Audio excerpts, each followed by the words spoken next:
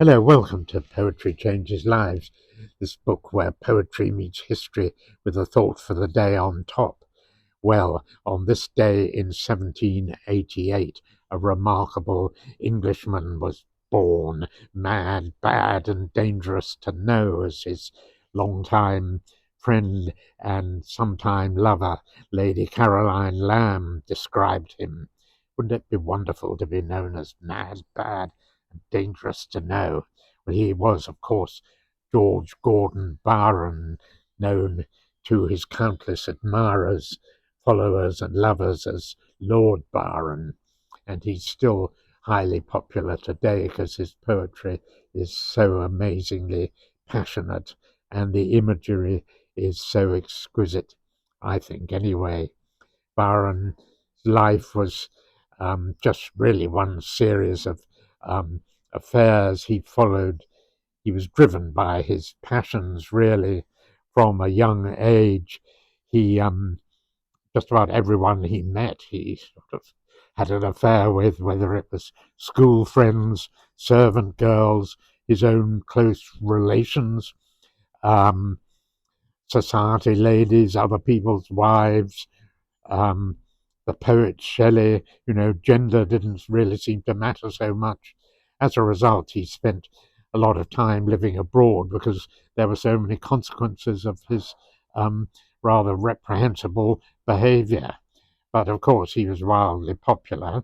Um, he died in Greece, aged only 36. He famously took up the Greek cause of independence. Didn't die fighting. He died of fever while on campaign.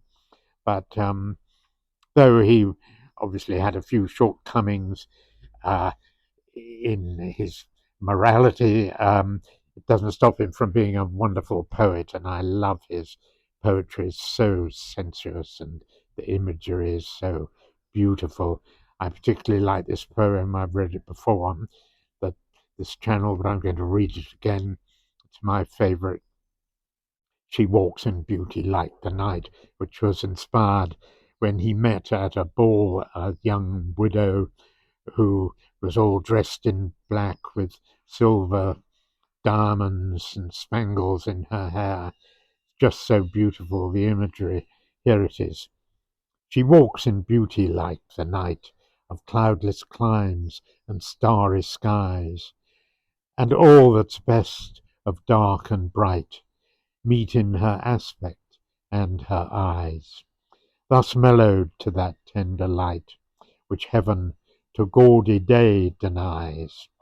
One shade the more, one ray the less, had half impaired the nameless grace, which waves in every raven tress, or softly lightens up her face, where thoughts serenely sweet express how pure, how dear their dwelling place.